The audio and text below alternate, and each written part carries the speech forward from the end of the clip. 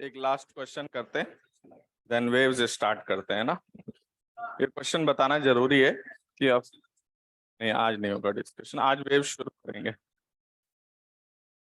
तो देखिए, एक सिंपल सा क्वेश्चन, इसमें क्या है, जैसे कि ये आपका सरफेस है, ओके। फटाफट कंसंट्रेट हो जाओ। ये एक डिस्क है आपके पास, और इस डिस्क का रेडियस कैपिटल आर है। इट इज अ डिस्क, ठीक है। और ये जो दोनों के बीच में क्लियरेंस देख रहे हो आप, ये मान लीजिए कि क्लियरेंस किसी h हाइट का है। कितना है क्लियरेंस? मतलब इनके बीच का गैप कितना है, ओके। और ये जो थिकनेस है क्लियरेंस का, वो h है, एंड दिस इज स्मॉल। इसमें एक लिक्विड भरा है जिसकी कोफिशिएंट ऑफ विस्कोसिटी ईटा है। इसका रेडियस कैपिटल आर है, ठीक है। डायग्राम बनाइए।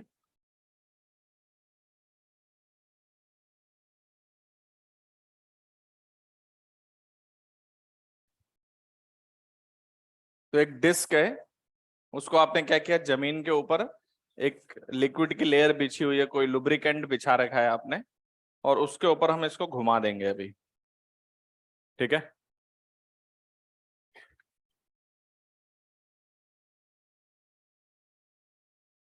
तो ये क्लियरेंस कितना है, h। यहाँ एक विस्कस लिक्विड है जिसका कोफिशिएंट ऑफ विस्कोसिटी ईटा है, ओके। इस मोमेंट पर इसकी एंगुलर वेलोसिटी ओमेगा है। इस मोमेंट पर इसकी एंगुलर वेलोसिटी कितनी है?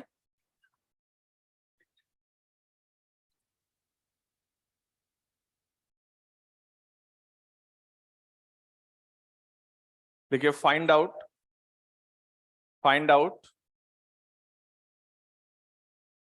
The external torque required, find out the external torque required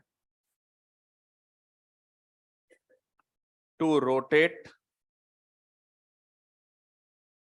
find out the external torque required to rotate the disc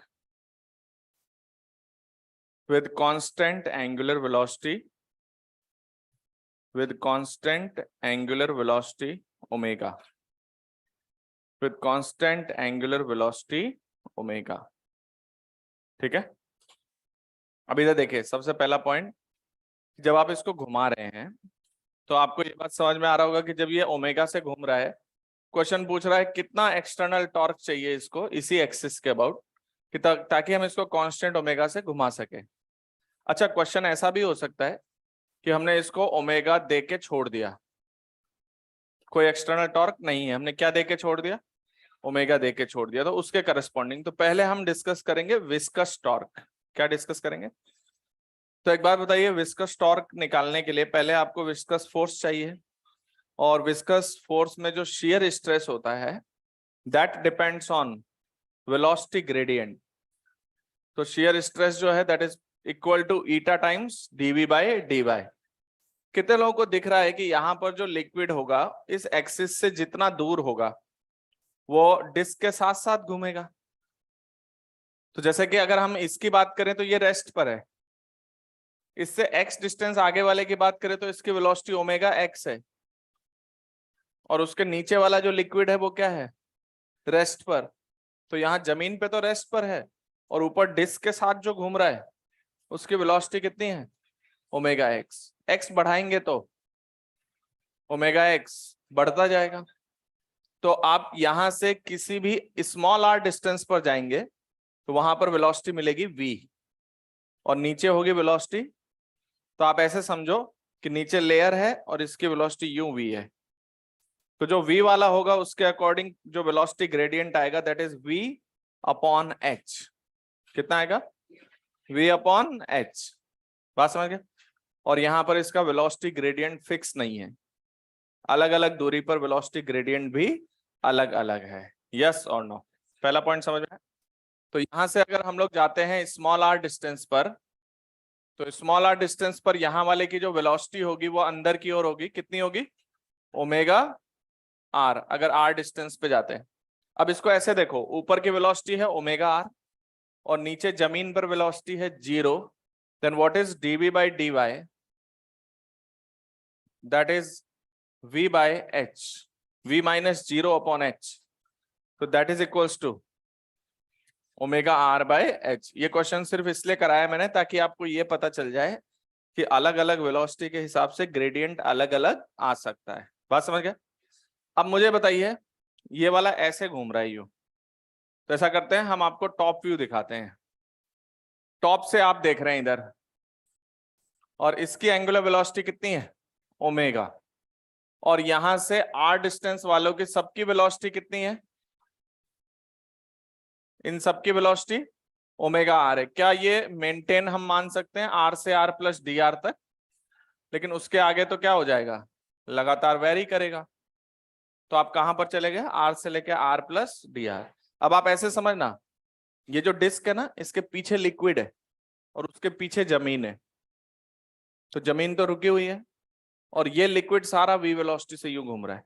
इसकी वी वेलोसिटी कितनी है ओमेगा आर, इसकी वी वेलोसिटी कैसे है ओमेगा आर, इसकी वी वेलोसिटी कैसे है ओमेगा आर, इसकी वी वेलोसिटी कैसे है ओमेगा आर, ऐसे ही है ना। तो जमीन पर पीछे तो रुका हुआ है और इसकी वेलोसिटी ओमेगा आर इधर, इधर वाले की वेलोसिटी ओमेगा आर ऊपर, इधर वाले की वेलोसिटी ओमेगा आर इधर। समझ आई बात? तो सबसे पहली बात, आर डिस्टेंस पे शियर स्ट्रेस निकालने में तो कोई दिक्कत नहीं है। What is the shear stress at a distance small r, that is eta d v by d r, Newton's law of viscosity, and that is eta times of omega r by h. क्या ये variable है? मतलब किसी r distance पर fix है, r बदलेगा तो ये बदल जाएगा। अच्छा, आपको पता है कि ये तो आ गया है शियर स्ट्रेस, लेकिन अब आप इसका फोर्स निकालेंगे, तो फोर्स निकालने के लिए क्या करना पड़ता है, एरिया से मल्टीप्लाई करना पड़ता है। अब आपको दिख रहा है यहाँ पर ये एरिया पूरा ऐसे है, और फोर्स कैसे लगेगा, पीछे वाली लेयर रुकी हुई है, ऊपर वी से जा रहा है, तो जो ये वी से जा रहा है इसके ऑपोजिट डायरेक्शन में लगेगा। तो यहाँ पर मैंने एक छोटा सा एरिया लिया डी ए, ध्यान से समझना, यहाँ पर एरिया लिया डी ए, वो किसका पार्ट है, रिंग का। वेलोसिटी ऊपर होगा तो विस्कस फोर्स नीचे आएगा। How much is D F, eta in sorry shear stress into D A.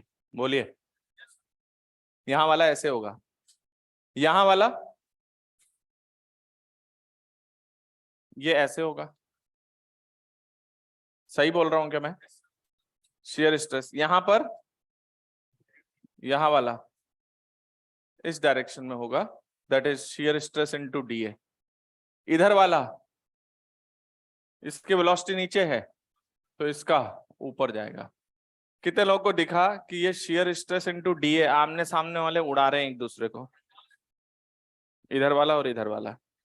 तो इधर वेलोसिटी ऊपर है तो शियर स्ट्रेस नीचे, इधर वेलोसिटी नीचे है तो शियर स्ट्रेस ऊपर, ये दोनों एक दूसरे को कैंसिल आउट कर देंगे, तो ये तो जीरो आ गया। इसका मतलब अगर आपसे पूछे कि विस्कस फोर्स कितना है तो जीरो है। लेकिन आपको दिखेगा कि ये जो विस्कस फोर्स है इसका टॉर्क सभी का एक ही डायरेक्शन में, विस्कस टॉर्क सभी का एक ही डायरेक्शन में। कैसे आएगा, r cross F, r cross F, r cross F, r cross F, r, r इधर है एफ उधर है, आर क्रॉस एफ, क्या सभी एक ही डायरेक्शन में? तो आपको ये दिखाई दे रहा है कि जो टॉर्क आएगा, डी ऑफ टॉर्क, ये तो सबका एक ही डायरेक्शन में आ रहा है। तो क्या आपको लग रहा है it is summation torque into d A into r है? ये याद रखना, ये स्केलर एडिशन किया है मैंने, सबका मैग्नीट्यूड जोड़ दिया है। वेक्टर एडिशन सबका जीरो है, लेकिन ये इसका टॉर्क सबका एक ही डायरेक्शन में, और इसमें भी शियर स्ट्रेस सबका सेम है तो कॉमन आ जाएगा। तो आप क्या कर सकते हैं, it is torque summation d A into r. Torque कितना है, eta omega r by h, सही है। इसके बाद जो डी ए आएगा वो रिंग का एरिया आएगा 2 पाई आर डी आर। बोलिए, इंटू आर। ये है टॉर्क, कौन सा, विस्कस। क्या इसकी डायरेक्शन ओमेगा के ऑपोजिट है? ओमेगा कैसे है, यूं, टॉर्क आ रहा है ऐसे, ओमेगा के ऑपोजिट डायरेक्शन में। अब पहले सुनना, इस क्वेश्चन को बाद में करते हैं। मान लो मैंने ओमेगा से घुमा के छोड़ दिया या इनिशियल ओमेगा नॉट दे दिया, तो आपको दिख रहा है ये विस्कस टॉर्क इंटीग्रेट होके आ जाएगा।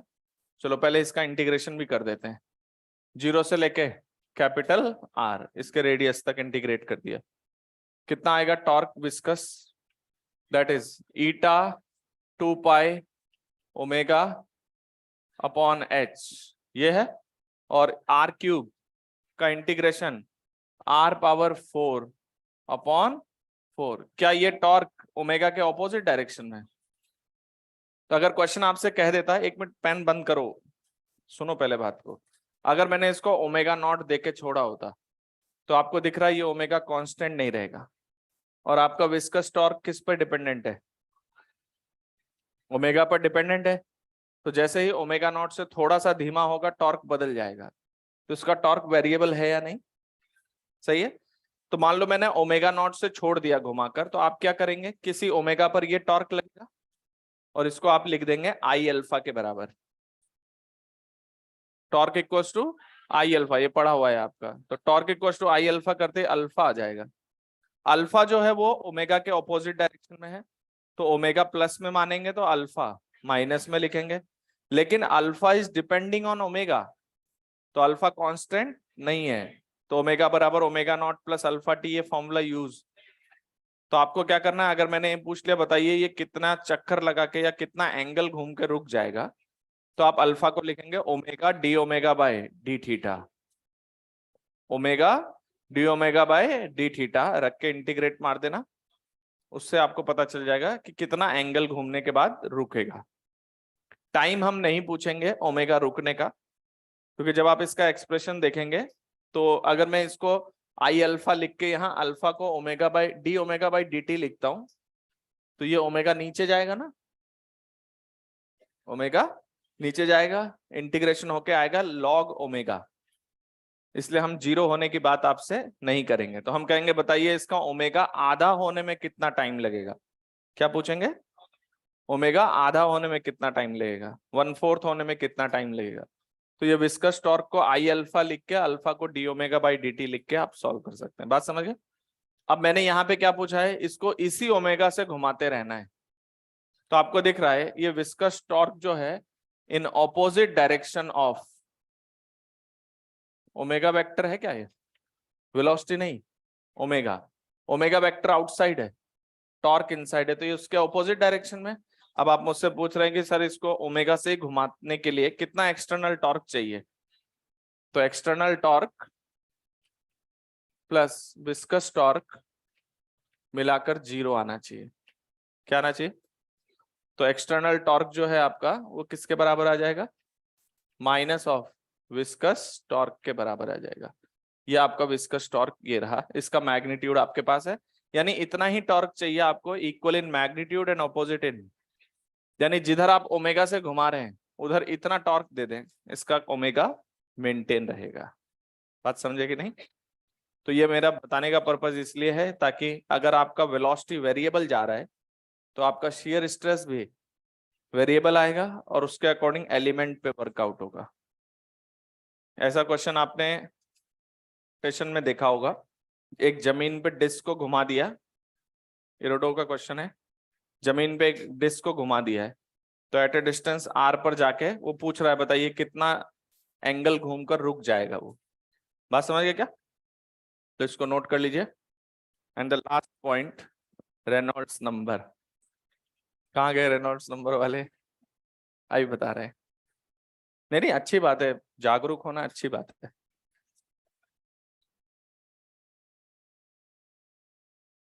लेकिन हम लोग ईमानदार हैं तो आपका नुकसान नहीं होने देंगे।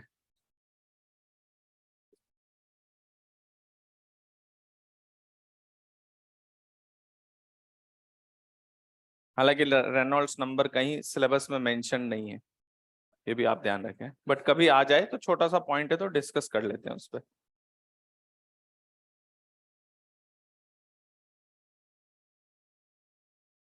ये क्वेश्चन समझ आ गया? इसी में अगर कुछ चेंज करना होगा तो आई अल्फा की प्रॉपर्टी लगवा देंगे मैं इस पे। समझ आई बात?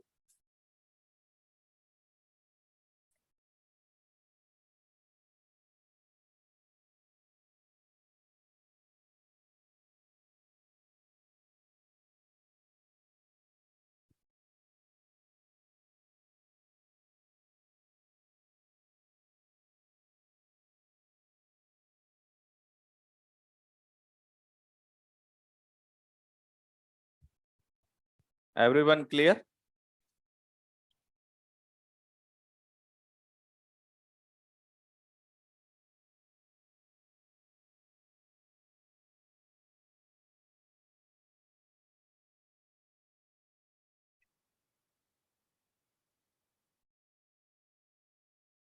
क्लियर। ध्यान रखना ये एक क्वेश्चन है कि इसको कांस्टेंट ओमेगा से घुमाने के लिए कितना चाहिए, और अगर मैं एक्सटर्नल टॉर्क हटा दूं तो ये टॉर्क इसको स्लो डाउन करेगा, स्लो डाउन करता जाएगा, लेकिन बाई चांस ये टॉर्क ओमेगा पर डिपेंडेंट है, कांस्टेंट नहीं है, तो आप alpha D omega by D T लिखकर या omega D omega by D theta लिखकर इंटीग्रेशन करके सॉल्व करेंगे। बात समझ में आया? और अलग अलग टाइप के सेटअप्स हो सकते हैं, बट कॉन्सेप्ट हमने आपको बता दी।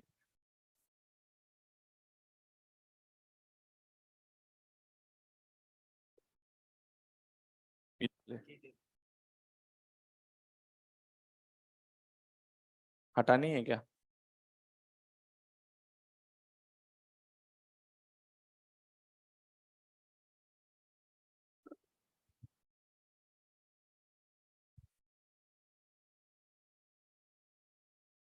चले आगे, नेक्स्ट लिखिए रेनॉल्ड्स नंबर।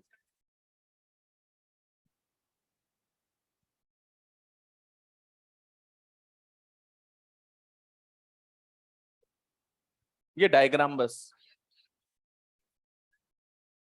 इसके बाद नया चैप्टर शुरू होगा, इंटरेस्टिंग टॉपिक है।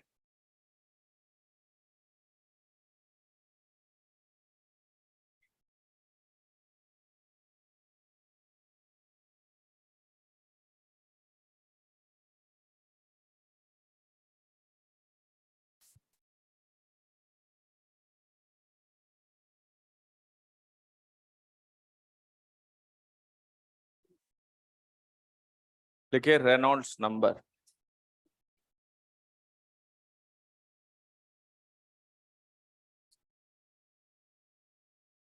पूरा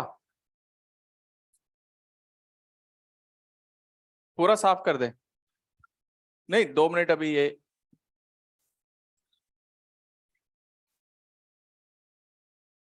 क्या कह रहे हैं पूछना जरा।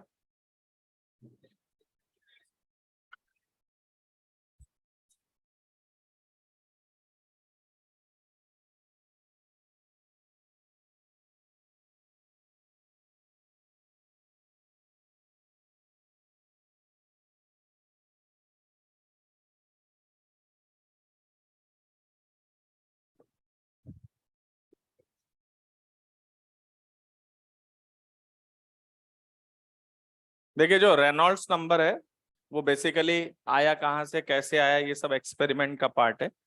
बेसिक पार्ट आप ये समझते हैं, जैसे कि हमारे पास एक ट्यूब है, ओके, उसका डायमीटर डी है, उसका डायमीटर कितना है, डी। तो जो ट्यूब है उसका डायमीटर कैपिटल डी है, और इसमें एक लिक्विड फ्लो करा रहे हैं हम। लिक्विड जो फ्लो करा रहे हैं उसकी डेंसिटी कितनी है, रो उसकी डेंसिटी है, एंड इसमें जो वेलोसिटी है, जिस वेलोसिटी से आपका लिक्विड फ्लो कर रहा है वो v है उसकी, तो v इज वेलोसिटी, ओके। और ये जो लिक्विड है ये आपका विस्कस लिक्विड है, विस्कस लिक्विड है जिसका कॉफिशिएंट ऑफ विस्कोसिटी ईटा है, कॉफिशिएंट ऑफ विस्कोसिटी, ओके। अब ध्यान दीजिए, एक्सपेरिमेंट क्या कहता है, मान लेते हैं हमने लिक्विड फिक्स कर दिया, डायमीटर फिक्स कर दिया, और उसकी विस्कोसिटी फिक्स हो गई, ये तीन चीजें फिक्स है। अब हम इसमें क्या कर रहे हैं, लिक्विड अलग अलग वेलोसिटी से भेज रहे हैं, अलग अलग।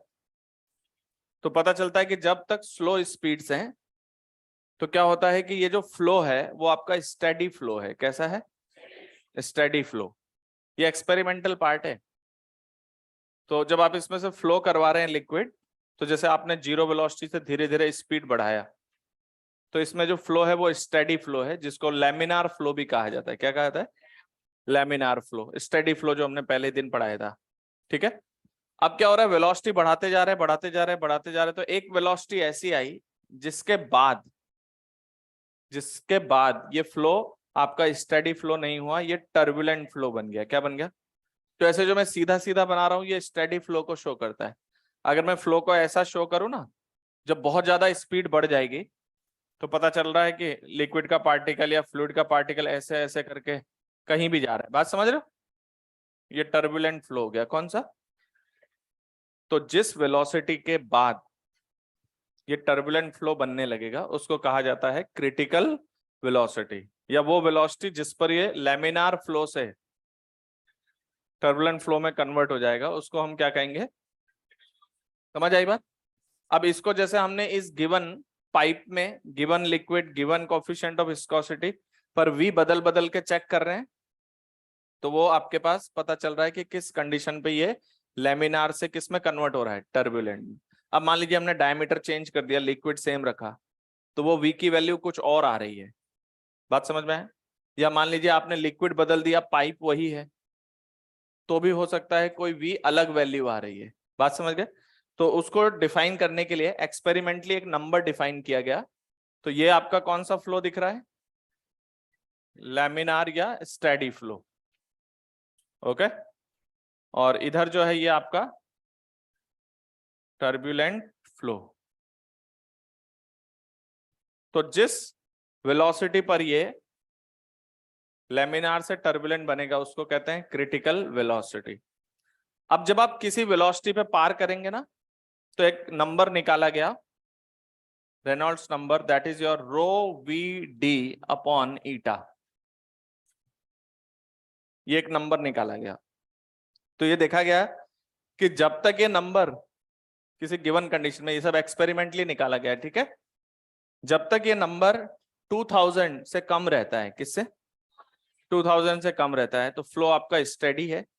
जब ये नंबर 3000 से ज्यादा हो जाता है, ये कैसा फ्लो हो जाता है? Turbulent flow. अब आप सोचेंगे 2000 से 3000 के बीच में क्या होता है? मुझे पता है, जो बता रहे हैं फोकस उधर नहीं है। 2000 से कम पर स्टेडी फ्लो, 3000 से ज्यादा पर, और 2000 से 3000 के बीच में माना जाता है ट्रांजिशन फेज है इसका। क्या है? ट्रांजिशन फेज है, जहां पर ये लैमिनार फ्लो से टर्बुलेंट फ्लो की तरफ कन्वर्ट करता है। तो अगर आपका Reynold number it is less than 2000, तो क्या कहेंगे इसको हम लोग? कौन सा फ्लो कहेंगे? ये एक्सपेरिमेंट का पार्ट है पूरा। बात समझ गए ना? मैंने बोला एक्सपेरिमेंट कैसे कर रहे हैं, एक ट्यूब ले लो, उसमें अलग अलग वेलोसिटी पे भेजते जाओ, आपको पता चल जाएगा कि किसी एक वेलोसिटी पे जाकर क्या हो जाएगा, ये टर्बुलेंट फ्लो बन जाएगा। बात समझ गए? तो ये आपका रेनॉल्ड्स नंबर 2000 से लेसर है तो हम बोलेंगे दैट इज स्टेडी फ्लो, या फिर लैमिनार फ्लो। नाम है ये, है ना, स्टेडी फ्लो को ये भी बुलाते हैं। Your Reynolds number is greater than 3000, क्या बोलेंगे इसको? Turbulent flow. और रेनॉल्ड्स नंबर ग्रेटर देन 2000 और less than 3000, this is called as transition phase. क्या है ये? ट्रांजिशन फेज है। समझ आई बात? तो ये है रेनॉल्ड्स नंबर की कहानी।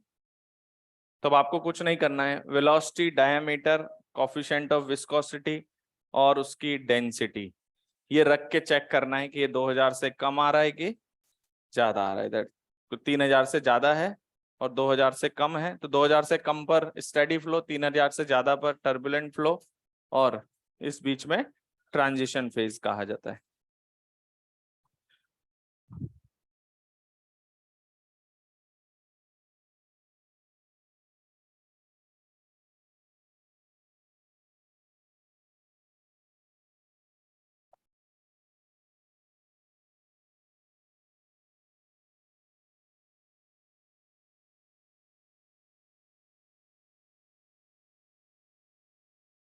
समझ आई बात? यहाँ पर एक रिमार्क डालिए।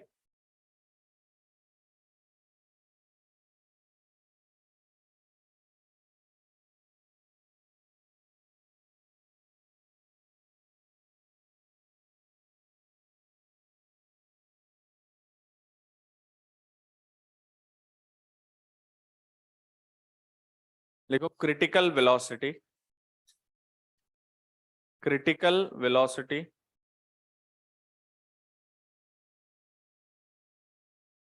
लिखिए, it is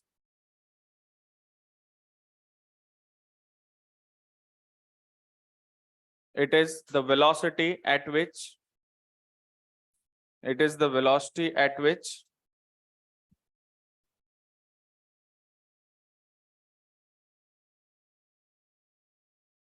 the flow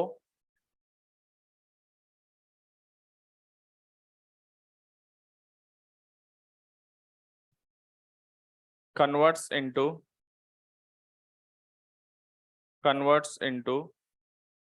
turbulent flow from laminar flow।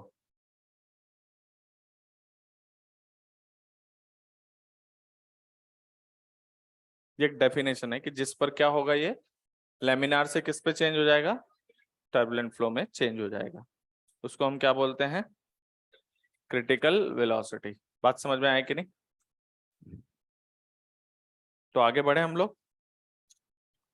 तो नेक्स्ट चैप्टर हेडिंग डालिए, मैकेनिकल वेव्स।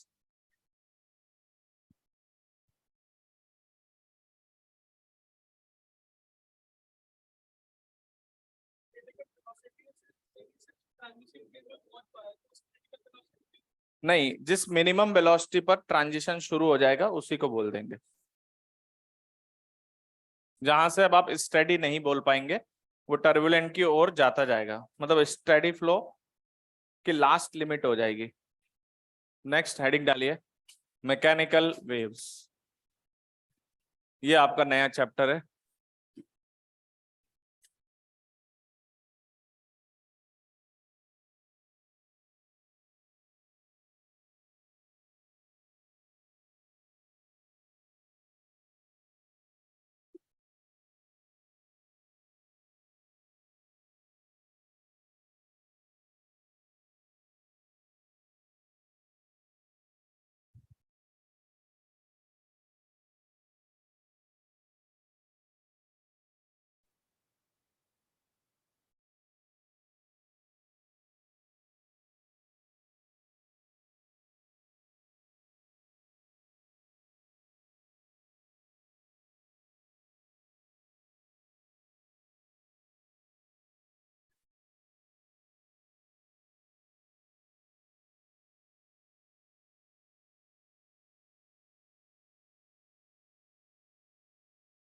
अब बातें बंद कर दो, समझने वाला टॉपिक है, बहुत ध्यान से सुनो। मैथमेटिकल टॉपिक भी है, अंडरस्टैंडिंग भी है उसमें, मैथमेटिक्स भी काफी है, भरपूर है। इवन फंक्शन जो आप देखेंगे उसमें डबल डबल वेरिएबल्स दिखेंगे। अभी तक आप जितने फंक्शंस डील करते थे उसमें सिंगल वेरिएबल होते थे, यहाँ पर डबल डबल वेरिएबल्स आएंगे। तो बहुत आराम से समझना है चीजों को, ठीक है? तो सबसे पहली बात, व्हाट इज वेव? वेव किसको कहा जाता है, बात समझिए। तो वेव को हम लोग कहते हैं कि when energy is transferred from one place to, या when the energy is being transferred over a distance without transfer of matter, the phenomena is called wave. जैसे अभी मैं बोल रहा हूं, ठीक है? तो मैं बोल रहा हूं तो मैंने यहां वाले पार्टिकल्स को डिस्टर्ब किया है, लेकिन थोड़ी देर बाद क्या है, यहां से एनर्जी आपके कान तक चली गई है, बात समझिए, और वहां के पार्टिकल भी वाइब्रेट किए हैं। तो यहां से वहां तक एनर्जी गई है, लेकिन यहाँ का पार्टिकल यही है, वहां का पार्टिकल, मतलब when energy is transferred over a distance without transfer of matter, this phenomena is called waves. तो एनर्जी एक जगह से दूसरी जगह जाएगी, लेकिन कोई मैटर नहीं जाएगा उसमें, मैटर अपनी जगह पर ही है। तो मैं जो बोल रहा हूँ, यहाँ के पार्टिकल ऑलमोस्ट यही है, आपके कान के आसपास के पार्टिकल ऑलमोस्ट, लेकिन यहां से वहां तक एनर्जी ट्रांसफर हुई है, इसको क्या बोलते हैं? वेव्स। जैसे इसको एनालाइज करने के लिए, जैसे मान लो टिकट विंडो पे बहुत सारे लोग खड़े हैं लाइन लगा के, है ना, उनके बीच में सेपरेशन नेग्लिजिबल है, तो मान लीजिए पीछे वाले पर्सन ने आगे वाले को धक्का दिया, तो क्या होगा? वो धक्का, एक मिनट, वो धक्का इसके पास गया, फिर उसके बगल वाले के पास गया, फिर उसके बगल वाले के पास गया, फिर उसके बगल वाले के पास गया, ऐसे जाते जाते आगे वाले को भी वो धक्का महसूस हुआ। समझ आई बात? एनर्जी कहां पर थी? लास्ट वाले के पास। और थोड़ी देर बाद वो एनर्जी कहाँ है? हर आदमी अपनी जगह पे ही है, लेकिन energy is transferred from one place to another place. ये सिंपल एग्जांपल है वेव को समझने का, कि पीछे धक्का दिया और वो धक्का एक्सपीरियंस कहाँ हो रहा है? आगे तक। ऐसा तो नहीं कि पीछे से आदमी को उछाल के आगे फेंक दिया। अगर ऐसा हुआ होता तो ये वेव फेनोमेना नहीं होता। Energy is taken by the matter, matter खुद जा रहा है उस एनर्जी को लेकर, लेकिन पीछे वाले ने ऐसे धक्का लगाया, फिर वो धक्का धीरे धीरे धीरे धीरे धीरे धीरे आगे तक पहुंच गया। तो आप देख रहे हैं एनर्जी कहाँ थी? पीछे। एनर्जी थोड़ी देर बाद आगे पहुंच गई है। तो ध्यान से समझना, यहां पर कुछ डिस्टरबेंस एक जगह से दूसरी जगह जा रहा होगा, और उस डिस्टरबेंस में होगी कुछ एनर्जी। क्या होगी? तो जो टेक्निकल डेफिनेशन है उसमें हम क्या बोल रहे हैं कि एनर्जी एक जगह से दूसरी जगह तक ट्रांसफर हो रही है without transfer of matter, the phenomena is called wave. तो डेफिनेशन लिखिए, when energy is being transferred, when energy is being transferred over a distance, when energy is being transferred over a distance,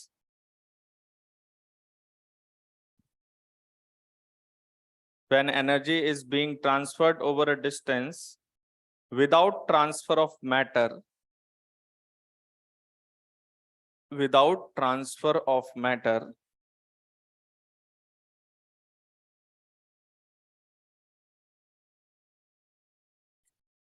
the phenomena is called wave। ठीक है? जैसे आपने कभी पानी पे पत्थर मारा हो, है ना, ध्यान से सुनना, पानी पे पत्थर मारा आपने, देखा उसके ऊपर ऐसे सर्कल बन जाते हैं, फिर उसमें वो ऐसे आगे जाता है, फिर आप मान लो रास्ते में कोई पत्ता पड़ा हुआ है, थोड़ी देर बाद वो पत्ता भी ऐसे ऐसे हिलेगा। अरे इतना तो ऑब्जर्व किया होगा। ये पानी है, आपने यहाँ पत्थर मारा, यहाँ पर एक पत्ता है, तो आपने देखा होगा इसके चारों तरफ रिपल्स बनती हैं। क्या बनती है? गोल। फिर वो ऐसे चारों तरफ ऐसे फैलती है। ये पानी वही है, लेकिन एनर्जी एक जगह से दूसरी जगह ट्रांसफर हो रही है। थोड़ी देर बाद आपको ये वाला पार्टिकल भी ऊपर और नीचे जाता हुआ दिखेगा। तो when energy is being transferred over a distance without transfer of matter, the phenomena is called wave। तो जैसे जो मैं बोल रहा हूं साउंड, साउंड भी क्या है? एक वेव है। इसमें एनर्जी यहां से वहां तक ट्रांसफर हो रही। बात समझ में आई? अब जो वेव्स हैं, according to the needs of material medium, कि उसको मटेरियल मीडियम चाहिए या नहीं चाहिए, उस आधार पर दो तरीके के वेव्स हैं। समझ आई बात? तो जिसको मटेरियल मीडियम चाहिए उनको कहते हैं मैकेनिकल वेव। जिनको कौन सा मीडियम चाहिए? है ना, मटेरियल मीडियम चाहिए एक जगह। अभी अगर हमारे बीच में वैक्यूम कर दिया जाए तो मैं कुछ बोलूंगा वो आपको सुनाई, यानी साउंड वेव को ट्रेवल करने के लिए मीडियम रिक्वायर्ड है। तो मीडियम चाहिए या नहीं चाहिए, उसके आधार पे आपके वेव्स दो तरीके के हैं, mechanical and non mechanical wave. Non mechanical wave को हम लोग इलेक्ट्रोमैग्नेटिक वेव भी कहते हैं। क्या कहते हैं? समझ आई बात? तो देखिए इधर हमारे पास ये वेव्स हैं, इसके दो वैरायटी है according to need of material medium. Waves कितने टाइप के हैं? पहला है मैकेनिकल वेव। मैकेनिकल वेव, इसको क्या चाहिए? It requires material medium. इसको कैसा मीडियम चाहिए? मटेरियल मीडियम चाहिए। अगर हम बात करें स्ट्रिंग वेव्स, देखा है कभी? जैसे अगर हम एक स्ट्रिंग को यहां से खींचे और फिर यहां से स्नैपिंग दें तो आपको दिखेगा ऐसे ऐसे पार्टिकल्स चल रहे होंगे। तो यहां पर मटेरियल मीडियम चाहिए। स्ट्रिंग वेव या अगर हम साउंड वेव्स की बात करें, इनको कौन सा मीडियम चाहिए? मटेरियल मीडियम चाहिए। और हम कौन सा वेव पढ़ने वाले हैं? मैकेनिकल वेव पढ़ने वाले हैं। Second type of wave, that is your non mechanical wave. Non mechanical wave, या इसको हम लोग बोलते हैं इलेक्ट्रो मैग्नेटिक वेव्स।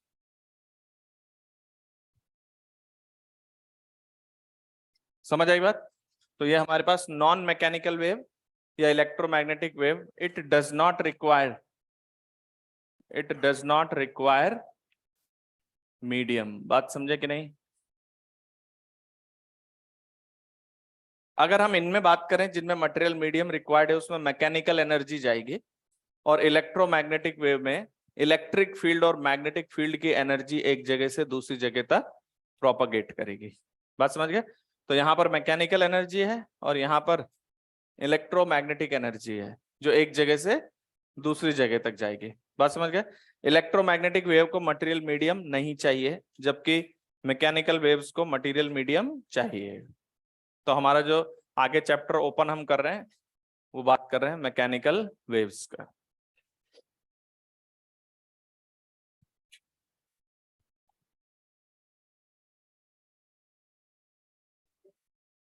तो नॉन मैकेनिकल वेव को मीडियम नहीं चाहिए और मैकेनिकल वेव को मीडियम चाहिए। लिख लिया सबने?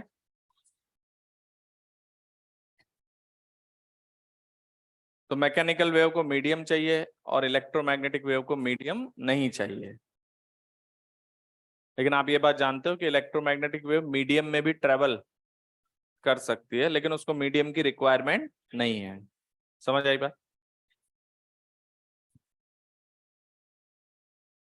अब देखिए आपकी वेव किस तरफ जा रही है, कैसे प्रोपगेट हो रही है, उसके बिहाफ पर आपके वेव्स तीन टाइप के हैं, 1 डायमेंशनल, 2 डायमेंशनल एंड 3 डायमेंशनल। किधर जा रही है उसके आधार पर थोड़ा सोचना सीखो। जैसे अभी मैंने बोला कि मीडियम चाहिए कि नहीं चाहिए, उसके आधार पे दो हैं, एक तो मैकेनिकल और दूसरा नॉन मैकेनिकल।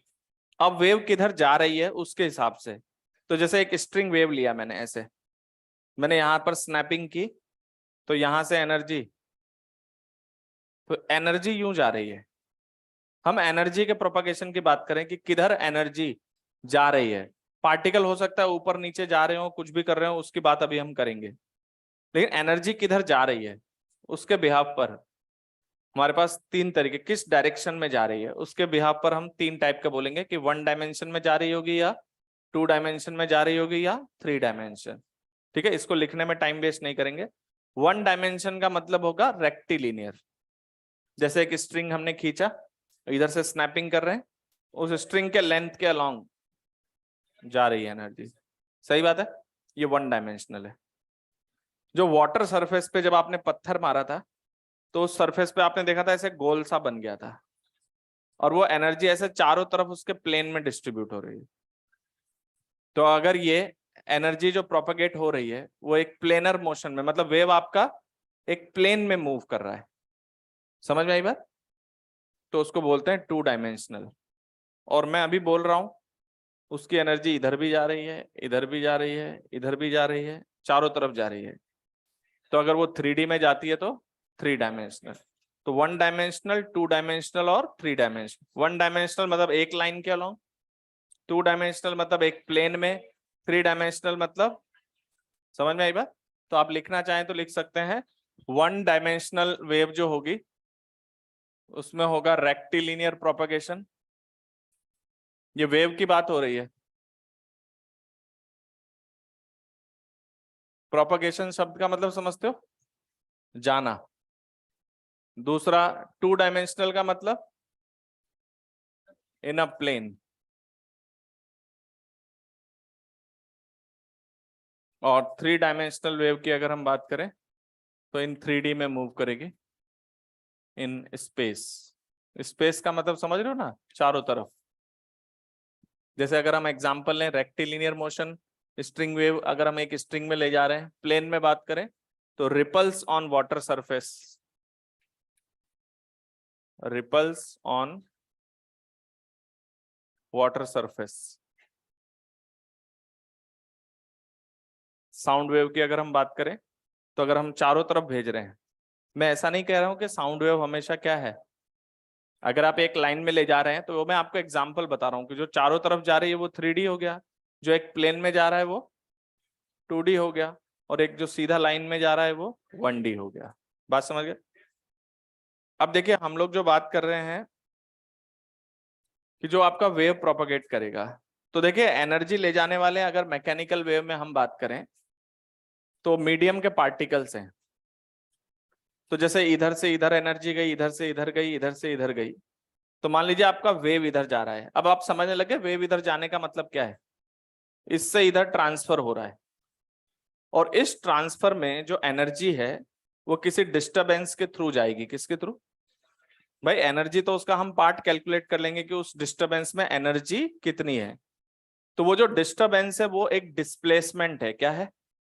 जैसे मैंने क्या किया, एक थ्रेड लिया, उसको ऐसे खींचा इधर से, अब मैं इसको ऐसे ऐसे डिस्टर्ब कर रहा हूं, तो वो डिस्टरबेंस ऐसे ऐसे क्या हो रहा है, आगे जाता जा रहा है। अब जरा ध्यान से देखो, पार्टिकल के मीडियम ऊपर, मीडियम के पार्टिकल्स ऊपर और नीचे जा रहे हैं बस। यहां वाला यही है, यहां वाला यही है, लेकिन एनर्जी इससे इसमें, इससे इसमें, इससे इसमें, इससे इसमें जाती जा रही है। तो आपका वेव इधर जा रहा है, तो इधर जो प्रोपगेशन हो रहा है किसका प्रोपगेशन हो रहा है? वेव का। और मीडियम के पार्टिकल्स उसके परपेंडिकुलर मोशन कर रहे हैं या वाइब्रेट कर रहे हैं। तो वेव इधर जा रही है, यानी एनर्जी इससे इसमें, इससे इसमें, इससे इसमें ट्रांसफर हो रही है, लेकिन पार्टिकल ऊपर नीचे वाइब्रेट कर रहे हैं। तो वेव जब ऐसे जाएगी और पार्टिकल ऊपर नीचे जा रहे हैं, इसको हम लोग बोलते हैं कि जो मीडियम के पार्टिकल्स हैं वो वेव प्रोपगेशन के परपेंडिकुलर वाइब्रेट करेंगे। तो ऐसी वेव्स को क्या कहा जाएगा? Transverse wave. क्या कहा जाएगा? Transverse wave. समझ आई बात? और अगर वेव भी इधर ही जा रही हो और मीडियम के पार्टिकल भी, जैसे मान लो ये दो पार्टिकल है मीडियम के, ये ऐसे ऐसे वाइब्रेट कर रहा है, ये ऐसे ऐसे वाइब्रेट कर रहा है, तो ये इससे एनर्जी इसको ट्रांसफर हो गई, फिर इससे इसके बगल वाले को एनर्जी ट्रांसफर हो गई। एनर्जी भी ऐसे ही जा रही है और मीडियम के पार्टिकल भी इस तरह से क्या कर रहे हैं? वाइब्रेट कर रहे हैं। तो जब हम बोलेंगे कि जिधर वेव जा रही है उसी के अलोंग आपके पार्टिकल्स वाइब्रेट करेंगे, तो उसको कहा जाता है लॉन्गिट्यूडनल वेव। तो अगर हम दो वेव्स की बात करें, स्ट्रिंग वेव्स और, तो स्ट्रिंग में क्या होगा, जैसे स्ट्रिंग ऐसे खींची हुई है तो पार्टिकल ऊपर नीचे जा रहे होंगे और एनर्जी इधर जा रही होगी। और जो साउंड वेव है, जैसे अभी मैं बोल रहा हूं, तो मैंने क्या किया, यहाँ के पार्टिकल को ऐसे डिस्टर्ब किया, फिर यहां से डिस्टर्ब किया, फिर यहां से डिस्टर्ब किया, तो ये ऐसे ऐसे वेव के प्रोपगेशन के डायरेक्शन में क्या कर रहे हैं? तो वेव भी ऐसे ही जा रही है और ये ऐसे ही वाइब्रेट भी कर रहे हैं। तो ये आपका लॉन्गिट्यूडनल वेव है। तो लिखे, according to direction of propagation of wave, according to direction of propagation of wave,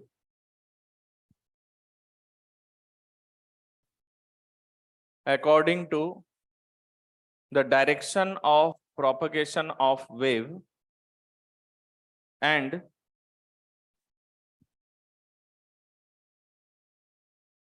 and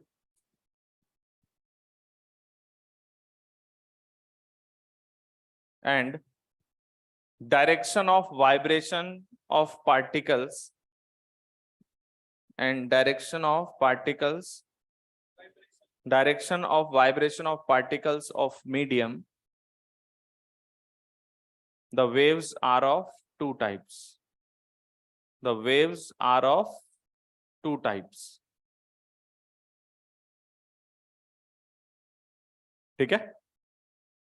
direction of propagation and direction of vibration, इसके बिहाफ पर आपके वेव दो तरीके के हैं। पहली वेव है ट्रांसवर्स वेव,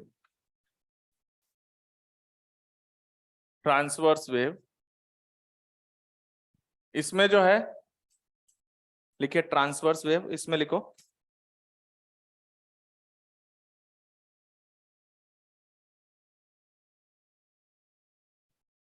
लिखो the direction of vibration of particle, the direction of vibration of particle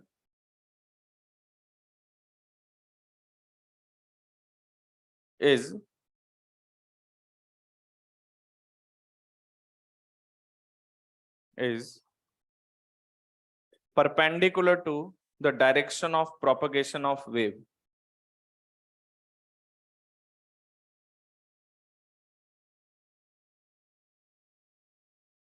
The direction of vibration of particle is perpendicular to the direction of propagation of wave.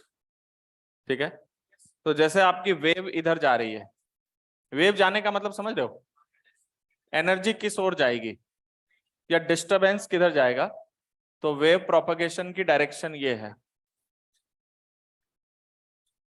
अब ये medium के particle हैं, इनको कैसे vibrate करना है, direction of vibration कैसा है, perpendicular to the direction of propagation. तो पार्टिकल ऊपर नीचे होते रहेंगे और एनर्जी इधर जाती जाएगी, इससे इसमें, इससे इसमें, इससे इसमें। तो ये कैसा हुआ, ये ट्रांसवर्स। बात समझ गए? अच्छा, मैं आपको बता देता हूं, जो हमारे इलेक्ट्रोमैग्नेटिक वेव है तो वो नॉन मैकेनिकली, लेकिन वो भी ट्रांसवर्स वेव है। क्या है, आपको मॉडर्न फिजिक्स में ही बताया था कि जो इलेक्ट्रिक फील्ड और मैग्नेटिक फील्ड का वेरिएशन होता है वो लाइट के प्रोपगेशन के परपेंडिकुलर होता है, तो वो भी किस कैटेगरी में जाते हैं, लेकिन वहां कोई पार्टिकल नहीं है, वहां वाइब्रेशन किसका है, इलेक्ट्रिक फील्ड और मैग्नेटिक फील्ड। यहाँ पार्टिकल मूव कर रहे हैं, डिस्प्लेस हो रहे हैं ऐसे, तो वेव इधर जा रही है और ये क्या हो रहे हैं, डिस्प्लेस। बात समझ गए? तो वेव के परपेंडिकुलर ये वाइब्रेट कर रहे हैं, तो ये डायरेक्शन ऑफ वाइब्रेशन है। इतना समझ आ रहा है? तो एक बात बताइए, मान लो मैं थोड़ी देर के लिए ऐसे स्नैपिंग कर रहा हूं, समझ गए? तो क्या होगा, कुछ पार्टिकल ऊपर होंगे, कुछ पार्टिकल नीचे होंगे। स्नैपिंग का कोई पैटर्न ऐसा कोई जरूरी नहीं है कि हम साइनोसॉइडली करें, कोई किसी और टाइप से भी हम कर सकते हैं। बात समझ गए? तो उसमें क्या होगा, पार्टिकल्स कुछ ऊपर होंगे कुछ, तो जैसे अगर आप किसी मोमेंट पे देखना चाहो कि क्या सिचुएशन है, उसके बारे में हम लोग डिटेल बात करेंगे, अभी एक अंदाजे से बात करें। थोड़ा बहुत आपको दिख रहा है, अगर मैं ऐसे स्नैपिंग करूंगा तो कुछ इस तरीके की वेव आगे जा रही होगी, तो आपको देखने में कुछ ऐसा हो सकता है नजर आए। अरे यस और नो? कुछ पार्टिकल कहाँ हैं, ऊपर हैं, कुछ पार्टिकल नीचे हैं, ये थोड़ी देर बाद अपनी जगह बदलेंगे, इन सब की सारी बातें होंगी। अभी बस सिंपल सी बात करें कि मान लो इस तरह से ऊपर और नीचे जा रहे हैं, तो ये जो पार्टिकल्स है ना यहाँ वाले, नाम कभी पता हो तो बताओ, इनको इनको कहा जाता है क्रेस्ट। इनमें क्या कहा जाता है, ट्रफ। Very good. तो जो आपका ट्रांसवर्स वेव है उसमें क्या बनते हैं, क्रेस्ट और टफ। ऊपर वाले जो है उनको क्रेस्ट कहते हैं, इनको जो नीचे वाला है, ये वाला सबसे नीचे, ये ट्रफ है और ये क्रेस्ट है। समझ आई बात? हालांकि डिस्टरबेंस साइनोसॉइडल ही हो कोई जरूरी नहीं है, कोई जनरल डिस्टरबेंस भी हो सकता है, बट इन जनरल कहा जाता है कि ट्रांसवर्स वेव में क्या बनते हैं, क्रेस्ट एंड ट्रफ बनते हैं। तो ये ट्रफ है और ये क्रेस्ट है। अभी ये डिस्टरबेंस देख रहे हो, अभी थोड़ी देर बाद ये सारे डिस्टरबेंस आगे, तो ये वाला डिस्टरबेंस इसके पास चला जाएगा, ये इसके पास चला जाएगा, ये इसके पास चला जाएगा, तो ये पूरी डिस्टरबेंस आगे शिफ्ट हो जाएगी। बात समझे कि नहीं? तो पहला पॉइंट आपको समझ में आ गया कि direction of propagation and direction of vibration के अकॉर्डिंग द वेव्स जो है वो दो टाइप के हैं। पहला होता है ट्रांसवर्स, जिसमें वेव प्रोपगेशन के परपेंडिकुलर पार्टिकल्स वाइब्रेट करते हैं। The second one is longitudinal wave.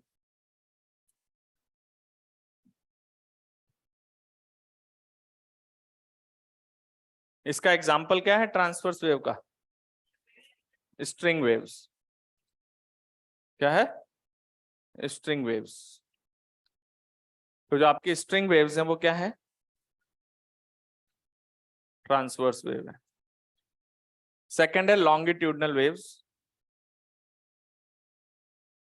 थोड़ा सा फास्ट लिखे हैं ना, तेजी से। अभी आप फैमिलियर हो रहे हो धीरे धीरे वेव्स से और उसकी टर्मिनोलॉजी से, फिर थोड़ी देर बाद आएंगे मैथमेटिक्स लेकर, समझ गए क्या? अभी तो कहानी चल रही है। Second one is longitudinal wave. Longitudinal में क्या होगा? वेव प्रोपगेशन के अलोंग ही, जिधर वेव जाएगी उसी के अलोंग पार्टिकल वाइब्रेट करेंगे। तो लिखिए, in longitudinal wave, in longitudinal wave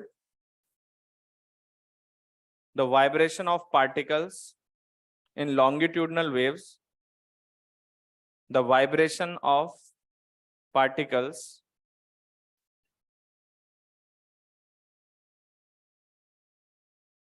are along the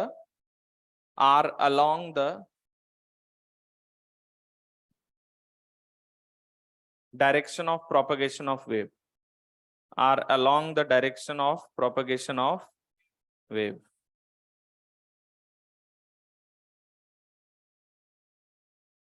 तो कौन सी वेव्स हैं?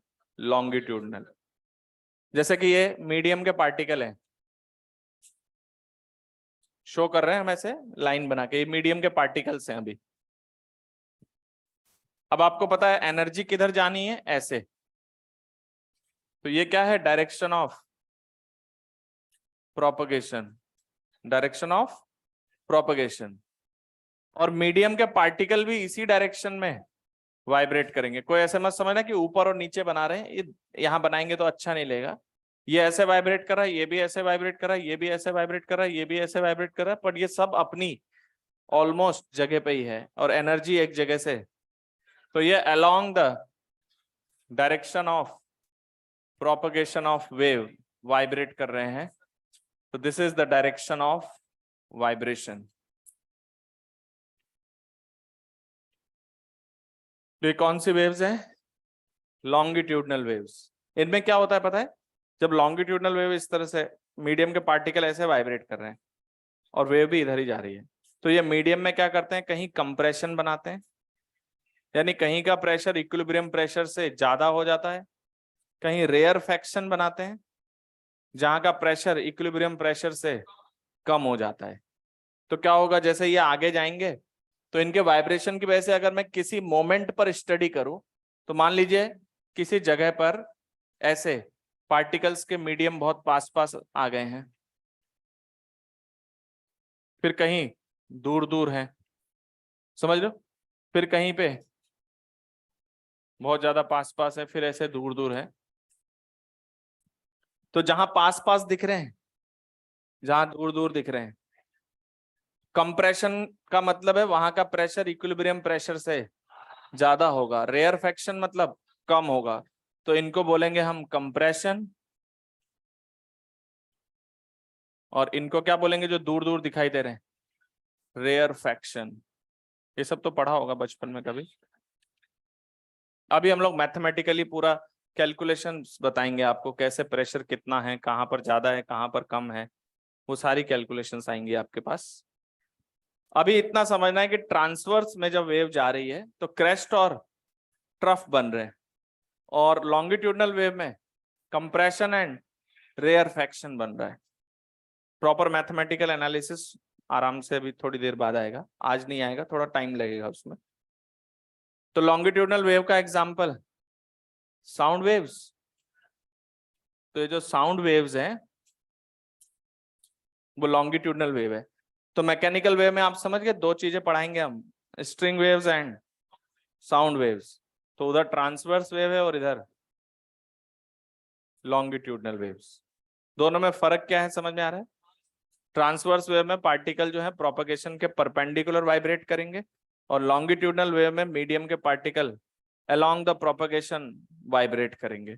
तो यहां पर क्रेस्ट और ट्रफ बनेंगे, यहां पर कंप्रेशन और रेयरफेक्शन बनेंगे। बात समझ में आया कि नहीं? जो आपका इलेक्ट्रोमैग्नेटिक वेव है वो मैकेनिकल वेव तो नहीं है, वो इलेक्ट्रोमैग्नेटिक वेव है, लेकिन वो ट्रांसवर्स कैटेगरी में जाता है, क्योंकि वहां पर पार्टिकल्स का वाइब्रेशन नहीं होता है, इलेक्ट्रिक फील्ड और मैग्नेटिक फील्ड वाइब्रेट करते हैं, और वो लाइट के प्रोपेगेशन के परपेंडिकुलर वाइब्रेट करते हैं। बात समझ गए?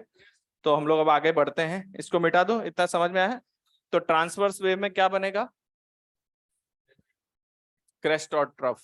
लॉन्गिट्यूडनल वेव में क्या बनेगा? कंप्रेशन और रेयरफेक्शन। चलें आगे, मिटा दो ये।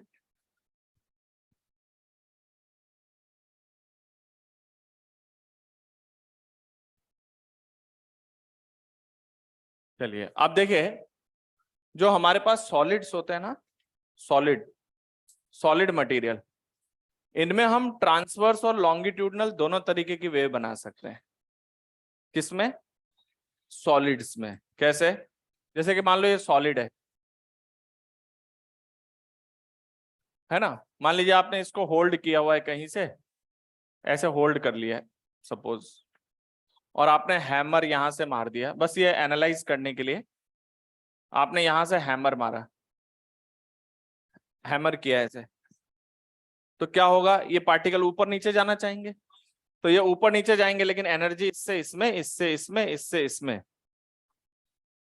तो कैसा वेव हुआ? ट्रांसवर्स वेव हुआ।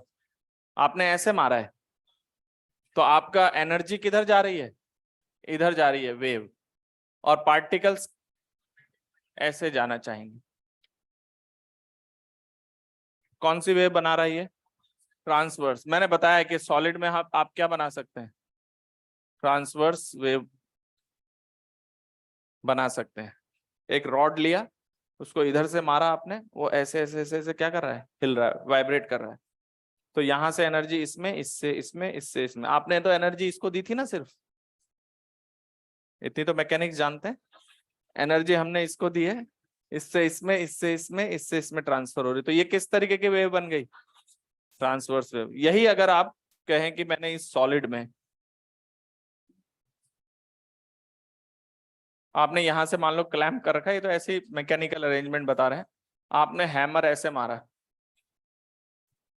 ऐसे हिट किया, इधर से ऐसे मारा, तो ये पार्टिकल ऐसे हिलेंगे और ऐसे ऐसे हिलेंगे, इसमें एनर्जी ऐसे ऐसे जाएगी, तो वेव ऐसे जा रही है और पार्टिकल्स ऐसे वाइब्रेट कर रहे हैं।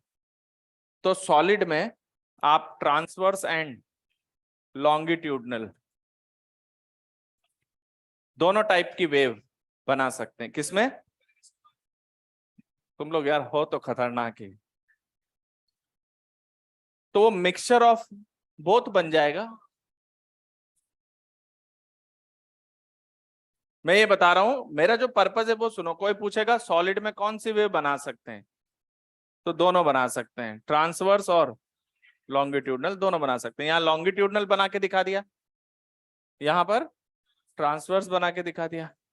अगर हम बात करें लिक्विड, ध्यान से सुनना, लिक्विड में we are going inside, inside the liquid, liquid के अंदर सिर्फ लॉन्गिट्यूडनल वेव बना सकते हैं। किसके अंदर? लिक्विड के अंदर। पानी के अंदर चले जाओ, फिर वहां पर जो वाइब्रेशंस है वो ऐसी ऐसी ट्रेवल हो सकती है, उसमें ऊपर नीचे का कोई खेल नहीं है, बिकॉज वहां पर हम लोग जनरली जो हमारा फ्लूइड है वो आइडियल क्या है? लिक्विड है, आइडियल लिक्विड है, लिक्विड की बात कर रहा हूं मैं। तो आइडियल लिक्विड में हम लोग शेयर फोर्स क्या मानते हैं? नेग्लिजिबल मानते हैं। अभी विस्कोसिटी में थोड़ा सा पढ़ा है, वरना जनरली क्या है वो? नेग्लिजिबल है। तो पानी में क्या होगा कि जैसे कोई डिस्टरबेंस ऐसे जा रहा है तो वो ऐसे ऐसे ट्रेवल करेगी। पानी के अंदर बात कर रहा हूं, सरफेस पे नहीं, पानी के अंदर। पानी के अंदर सिर्फ कौन सा? लॉन्गिट्यूडनल। ट्रांसवर्स आप नहीं कर पाएंगे, क्योंकि ऐसे ऐसे करने पर वो तो सेपरेट हो जाएंगे एक दूसरे से, क्योंकि उनके बीच में हम मान रहे हैं कि कोई फ्रिक्शन नहीं है, तो ये इसको एनर्जी ट्रांसफर, लेकिन ऐसे एनर्जी ट्रांसफर, लेकिन एक लेयर दूसरी लेयर पे ऐसे स्लिप कर सकती है आराम से, तो एनर्जी ट्रांसफर नहीं करेंगे। तो inside the liquid only only longitudinal. लेकिन अगर हम सरफेस पर बात करें, एट सरफेस, सरफेस पर आप transverse and longitudinal both, transverse and longitudinal दोनों बना सकते हैं। कैसे? सरफेस पे आपने देखा सरफेस टेंशन की प्रॉपर्टी है वहां पर, तो वहां पर मॉलिक्यूल ऊपर नीचे भी जब जाएंगे तो सरफेस टेंशन के थ्रू बगल वाले को एनर्जी ट्रांसफर कर सकते हैं। बात समझे कि नहीं? क्योंकि उनके बीच में क्या है, सरफेस टेंशन है। देखो एनर्जी, देखो वेव में क्या हो रहा है, मैंने इसको उठाया तो इसने फोर्स लगा के इसको भी उठा लिया, इसने फोर्स लगा के इसको उठा लिया, तो ये एक दूसरे पर जो क्या कहते हैं एनर्जी ट्रांसफर कर रहे हैं वो फोर्स के हेल्प से कर रहे हैं, जो इंटरमॉलिक्यूलर फोर्स है।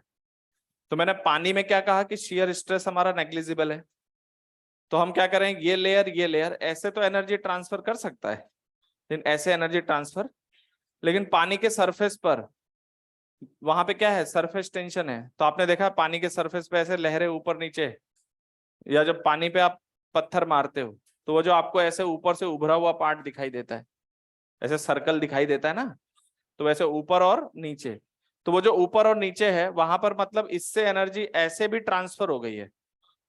क्यों? क्योंकि इन मॉलिक्यूल्स के बीच में सरफेस पर क्या है, सरफेस टेंशन। तो सरफेस टेंशन की वजह से सरफेस पर कौन सी वेव ट्रांसफर करा सकते हैं हम, ट्रांसवर्स भी करा सकते हैं। तो सरफेस पर लॉन्गिट्यूडनल एंड ट्रांसवर्स दोनों चलती हैं, लेकिन पानी के अंदर सिर्फ लॉन्गिट्यूडनल वेव जाएगी। And the third one in gases only longitudinal. सिर्फ कौन सा गैसेस में, लॉन्गिट्यूडनल। गैसेस में सिर्फ कौन सा, लॉन्गिट्यूडनल वेव जाएगा। जैसा कि अभी हम बोल रहे हैं ये साउंड वेव है, ये यहाँ एयर से पास कर रहा है, तो ये किस टाइप का है, क्योंकि यहाँ पर इस तरह से हम डिस्टर्ब कर रहे हैं, इधर एनर्जी दे रहे हैं, ये इसको दे रहा है, ये इसको दे रहा है। बात समझ गया है? लेकिन ये अपने वेव इधर जा रही है और इसके परपेंडिकुलर ये एनर्जी ट्रांसफर नहीं कर पाएंगे। तो गैसेस में सिर्फ कौन सा, सॉलिड में, लिक्विड में कोई पूछे तो बताना, अंदर सिर्फ लॉन्गिट्यूडनल, सरफेस पर। समझ आई बात? इसको नोट कर लीजिए।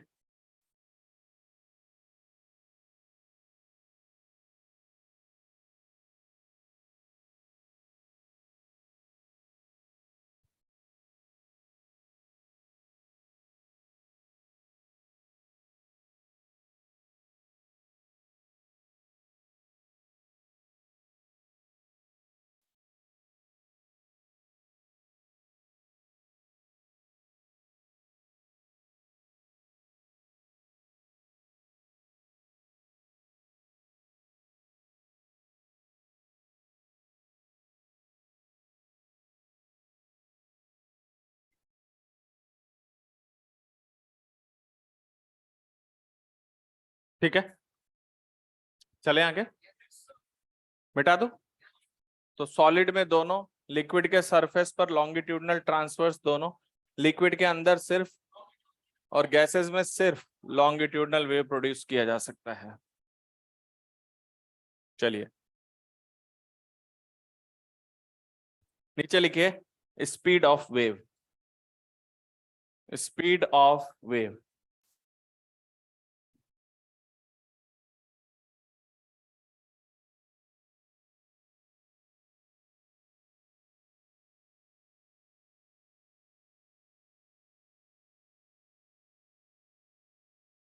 स्पीड ऑफ वेव है, हम इसको सिंपली v से लिखेंगे।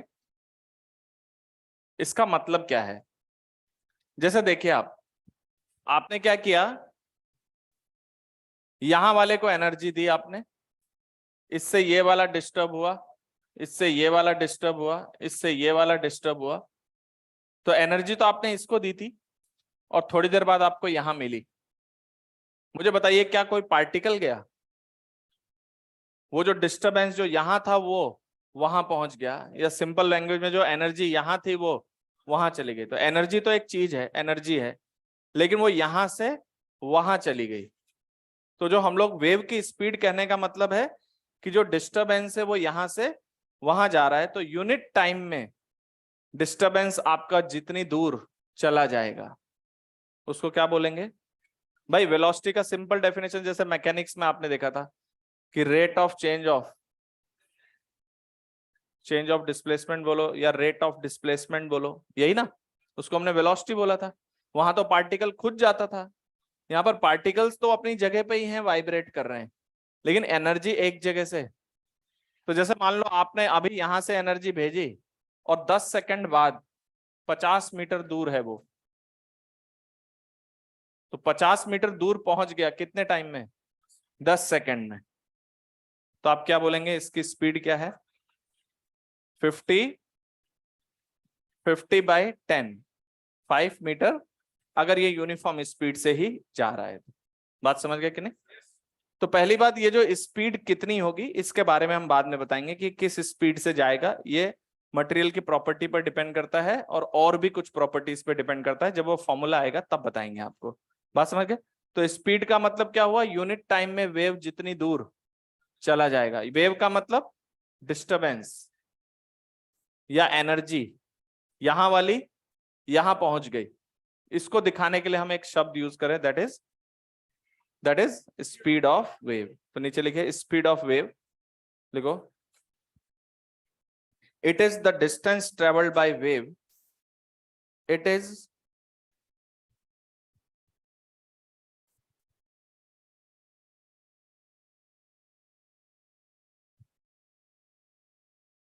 the distance traveled by wave per unit time.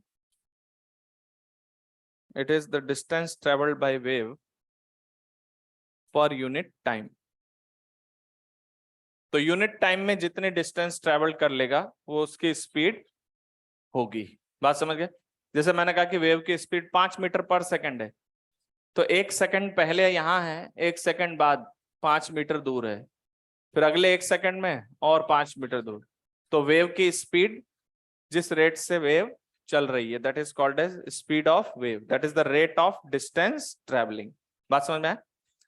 इसके बाद देखिए, जो हमारे पास वेव्स हैं उसमें एनर्जी जो प्रोपगेट हो रही है उसके बिहाफ पर 2 तरीके के वेव्स हैं। किसके बिहाफ पर? एनर्जी जो प्रोपगेट हो रही है उसके इस बिहाफ पर 2 हैं। ये पूरी बात आपको चैप्टर के साथ समझ में आएगी, अभी जस्ट मैं एक लाइन बोल रहा हूं। एक है प्रोग्रेसिव वेव और दूसरी है स्टैंडिंग वेव। क्या नाम है? Progressive wave and standing wave. समझ आई बात? तो जो हमारे पास प्रोग्रेसिव वेव है, या उसका एक और नाम है ट्रैवलिंग वेव। क्या है? जैसे मैं आपको बताता हूं, यहां से हमने एक डिस्टरबेंस बनाया, वो जा रहा है और जाता ही जा रहा है, जा ही रहा है। बात समझ गए? ये है ट्रैवलिंग वेव, लगातार जा रहा है। समझ आई बात? स्टैंडिंग वेव में क्या होगा उसकी पूरी डेफिनेशन थोड़ा बाद में समझ में आएगी, इसलिए अभी मैं उसको ज्यादा रिवील नहीं कर रहा हूं। इधर से भी एनर्जी जा रही होगी और इधर से भी, और अगर हम एक ऑसिलेशन या एक टाइम पीरियड में देखेंगे तो ऑन एन एवरेज कोई एनर्जी नहीं गई होगी। ऑन एन एवरेज कोई एनर्जी नहीं गई होगी। तो वहां पर क्या हो रहा होता है? वहां पर दोनों तरफ से एनर्जी चल रही होती। समझ आई बात? तो वो हम आपको बना के बताएंगे कि वो वेव कैसे बनेगी, उसका मैथमेटिकल एस्पेक्ट। लेकिन अभी आपको ये समझना है कि अगर हम बात करें प्रोग्रेसिव वेव, तो लगातार एनर्जी, मैं यहां खड़े होकर कहूंगा जा रही है एनर्जी, ये क्या है? प्रोग्रेसिव। और स्टैंडिंग वेव में दोनों तरफ से क्रॉस करेगा और ऑन एन एवरेज कोई एनर्जी ट्रांसफर आपको, ऑन एन एवरेज शब्द यूज कर रहा हूं मैं, ध्यान रखना, ऑन एन एवरेज। बाकी सारी बातें हम आपको कैलकुलेशन के साथ बताएंगे। और स्टैंडिंग वेव का फेस कैसा होता है, मतलब कैसा उसका स्ट्रक्चर बनाएंगे, क्या डायग्राम बनेगा, वो सब बात की बातें हैं। अभी इतना समझना है कि लगातार अगर एनर्जी एक डायरेक्शन में जा रही है तो वो क्या है? प्रोग्रेसिव।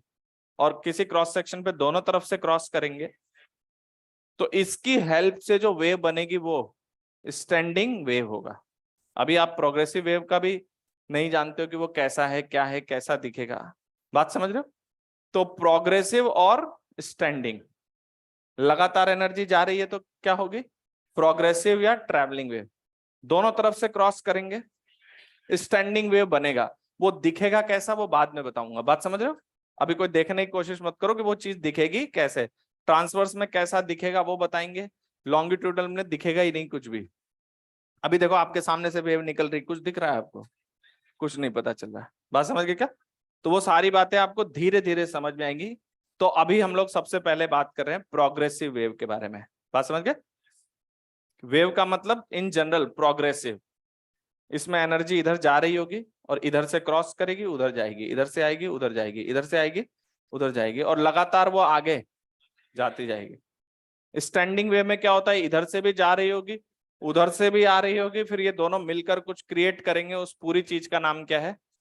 और ऑन एन एवरेज आपको ऐसा दिखेगा कि नेट एनर्जी ट्रांसफर नहीं हुई, नेट एनर्जी ट्रांसफर नहीं हुआ। इसी के बिहाफ पर इसका नाम कुछ स्टैंडिंग वेव रखा गया। क्या रखा गया? स्टैंडिंग या स्टेशनरी वेव। तो सबसे पहला हेडिंग डालिए progressive wave. First heading is progressive wave और ट्रैवलिंग वेव। अब यहां से मैथमेटिक्स की शुरुआत होती है।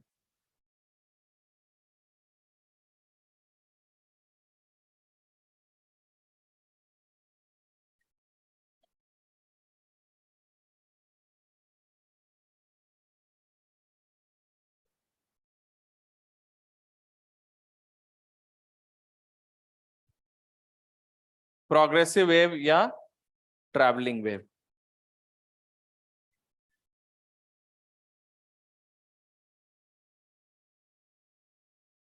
बताइए।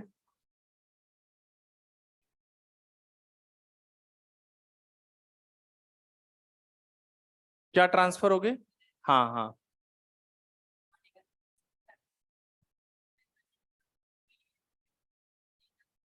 इनमें आ सकता है। इनमें एनर्जी जो है क्या कहते हैं वो, जैसे आपने सुना होगा कहीं पे अर्थक्वेक आया, उसका एपी सेंटर है, तो वहां पे तो उसका बहुत हाई पावर है, लेकिन दूर जाते जाते जाते जाते कम हो जाता है। लेकिन हम लोग जो अभी स्टडी करेंगे उसमें हमारे लिए कोई भी डैम्पिंग हम लोग कंसिडर नहीं करेंगे।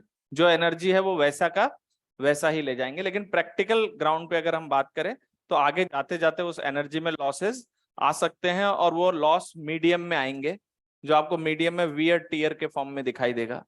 वो एनर्जी लॉस होती जाएगी तो धीरे धीरे आगे एनर्जी कम होती जाएगी। लेकिन हम लोग अभी कोई डैम्पिंग वेव के बारे में बात नहीं कर रहे हैं। अभी हम लोग सीधा एनर्जी लगातार चलाते रहेंगे बिना किसी लॉस के। बात समझ गए? तो प्रोग्रेसिव वेव का मतलब आपको समझ में आ गया। सिंपली जो वेव है वो प्रोग्रेसिव ही है, लगातार एनर्जी जा रही है। बात समझ गए? तो हम लोग इक्वेशन ऑफ प्रोग्रेसिव वेव निकाल रहे हैं। कितना टाइम बचा है थोड़ा बताना।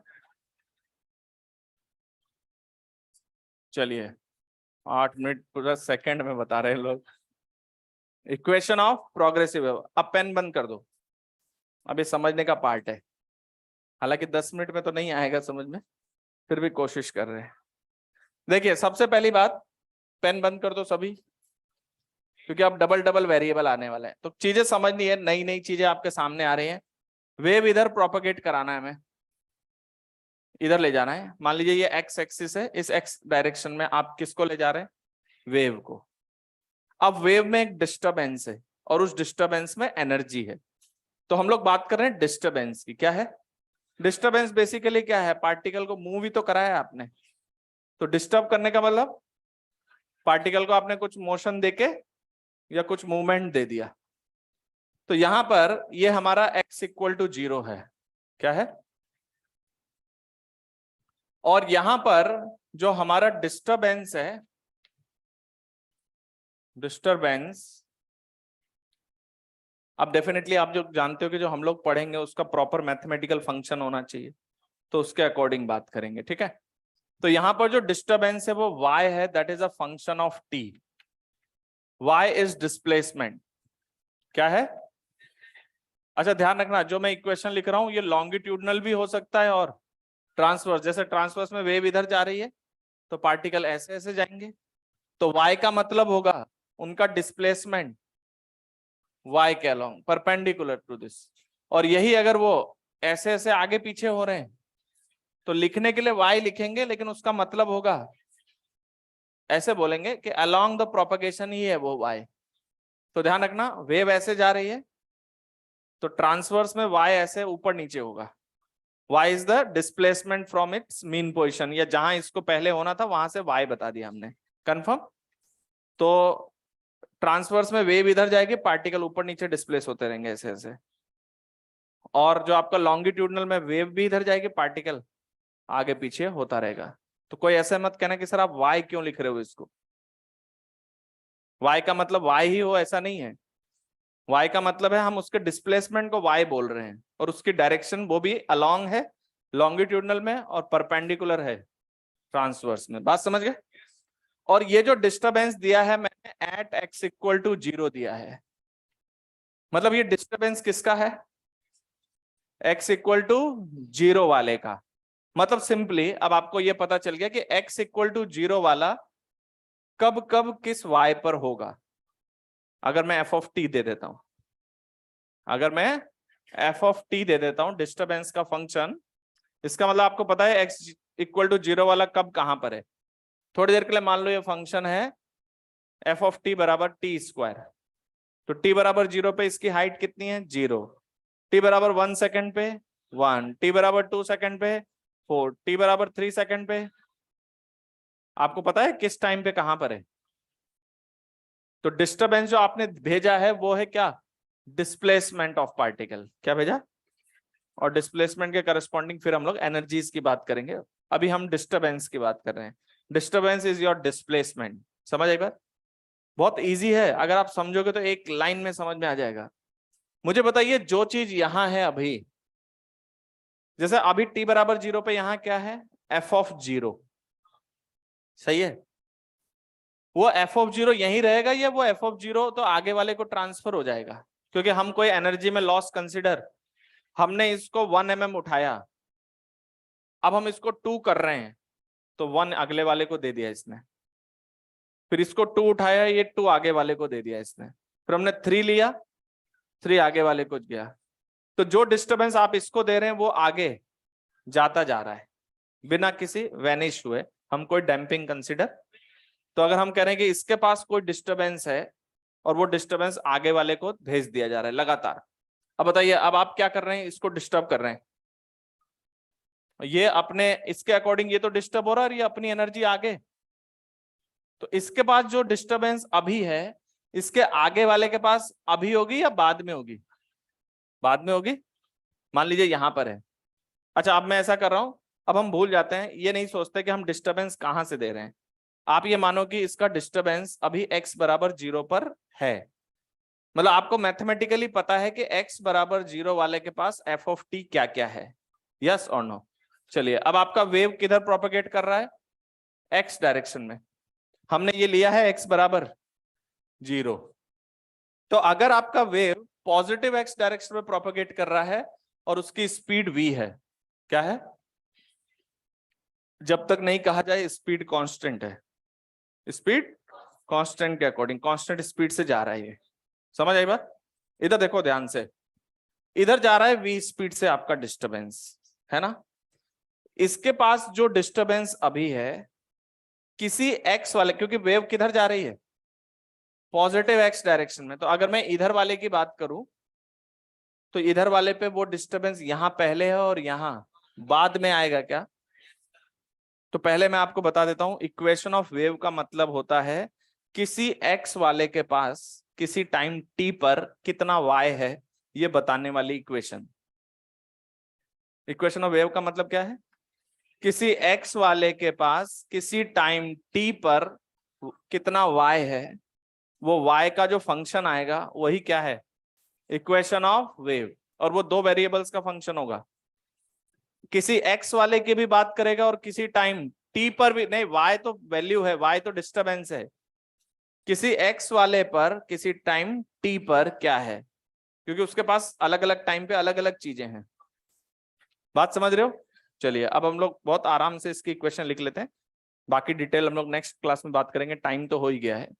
चलिए ऐसा करते हैं, अभी इक्वेशन नहीं लिखता हूं, थोड़ा सा आपको फील देता हूं कि क्या करना है। मान लीजिए ये वाली दूरी 5 मीटर है, ठीक है। वेव जा रही है 1 मीटर पर सेकंड से। कितने लोगों को ये बात समझ में आता है? जो चीज x बराबर 0 वाले के पास है इसके पास 5 सेकंड बाद पहुंचेगी, हाँ या ना? तो मुझे पता करना है इसके पास एट एनी टाइम टी पर क्या है। ध्यान से सुनना, इसके पास एट एनी टाइम टी पर क्या है। चलो टी को भी पर्टिकुलर ले लेते हैं। मैं आपसे जानना चाह रहा हूं इसके पास 7 सेकंड पर क्या है। तो पहले मैं आपको बता दूं, उधर पढ़ना सीख लो कि इधर से क्या भेज रहे हैं हम। x बराबर 0 वाले का टाइम के साथ फंक्शन है ना एफ ऑफ टी। बताइए x बराबर 0 वाले के पास t बराबर 0 पे क्या है, एफ ऑफ 0। मैथमेटिक्स पढ़ रहे हैं हम लोग। t इक्वल टू 0 पर एफ ऑफ 0 है इसके पास। अब वो जो फंक्शन होगा वो होगा, कुछ भी हो सकता है, वो साइनसोइडल हो सकता है, कोई दूसरा फंक्शन हो सकता है। मैंने कहा x बराबर 0 वाले के पास t बराबर 0 पे क्या है, एफ ऑफ 0। t बराबर 1 पे एफ ऑफ 1, t बराबर 2 पे एफ ऑफ 2। ये सब जा रहे हैं आगे लाइन लगा के, ये ट्रेन समझ लो आप। एफ ऑफ 0 निकला गया आगे, एफ ऑफ 1 इसके पास था 1 सेकंड पे, फिर आगे गया वो भी। पीछे से दूसरा डिस्टरबेंस आया एफ ऑफ 2, वो भी जा रहा है। एफ ऑफ 3 वो भी जा रहा है। एफ ऑफ 4 वो भी जा रहा है। आप इसको इस तरह से समझ सकते हो जैसे बहुत सारे लोग लाइन में खड़े हैं और यहां से ईंटें उठा उठा के ट्रांसफर कर रहे हैं हम, ऐसे जा रहा है वो, आगे ट्रांसफर करते जा रहा है। समझ लो ऐसे 10 लोग खड़े हैं लाइन में, यहाँ पर ईंटें रखी हुई है, मैंने एक ईंट उठाई, एक को दे दी, फिर 2 उठाया, फिर 2 दे के भेज दिया, 3 4, ऐसे पूरी लाइन तैयार है क्या। अब मैं आपसे पूछूं 5वें आदमी के पास क्या है, ईंट तो है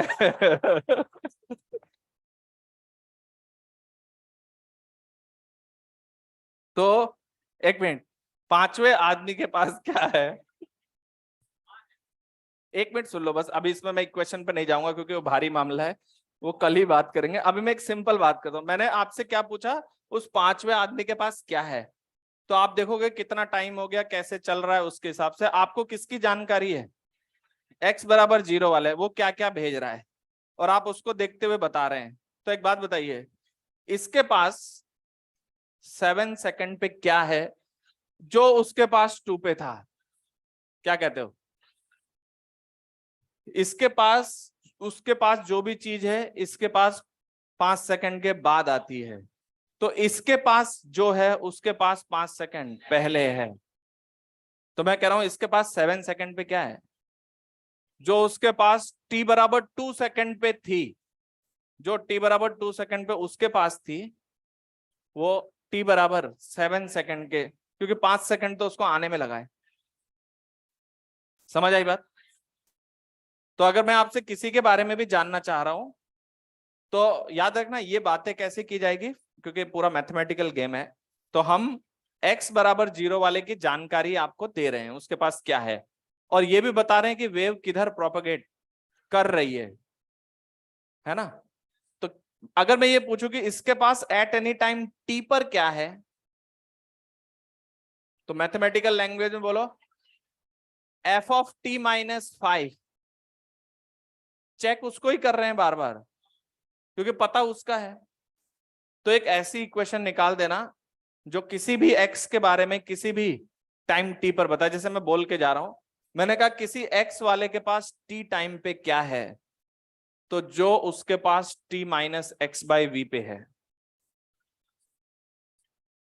आने में कितना टाइम लगेगा, x बाई वी। तो मेरे पास t टाइम पे वो चीज होगी जो वहां से x बाई वी टाइम पहले फेंकी गई हो, और वहां से t minus x by v पे क्या भेजा गया था, वहां से f of t minus x by v. So what is the equation of wave which is propagating in positive x direction? Y equal to f of t minus x by v. जो इसके पास t time पे है उसके पास x by v time पहले था, तो हम तो उधर ही चेक करेंगे ना, हमें तो उसका ही तो पता है। तो हम पूछ रहे हैं यहाँ t टाइम पे क्या है, वहां पर t minus x by v पे जो था। अभी इतना सोचो, आने में 5 सेकंड लग रहा है, मेरे पास 7 सेकंड पे वो चीज होगी जो वहां 2 सेकंड पे थी, मेरे पास 20 सेकंड पे वो होगी जो वहां पर 15 सेकंड पे थी। तो मेरे पास 20 सेकंड पे एफ ऑफ 15 है, मेरे पास 20 सेकंड पे एफ ऑफ 15 है, क्योंकि उसके पास, मेरे पास हर चीज उसके 5 सेकंड के बाद आती है। तो मैं उसको चेक करके जाता हूं, बार बार चेक करने की, उसके पास 5 सेकंड पहले क्या था, that's all, this is the equation of wave. तो नेक्स्ट क्लास में पूरा बात करेंगे, पॉजिटिव डायरेक्शन और नेगेटिव डायरेक्शन दोनों की तरफ बात करेंगे। इतना तो समझ में आया होगा। अभी t माइनस एक्स बाई भी मत समझना, ये t माइनस प्लस जो भी है वो सब हम बाद में बताएंगे। Thank you for today.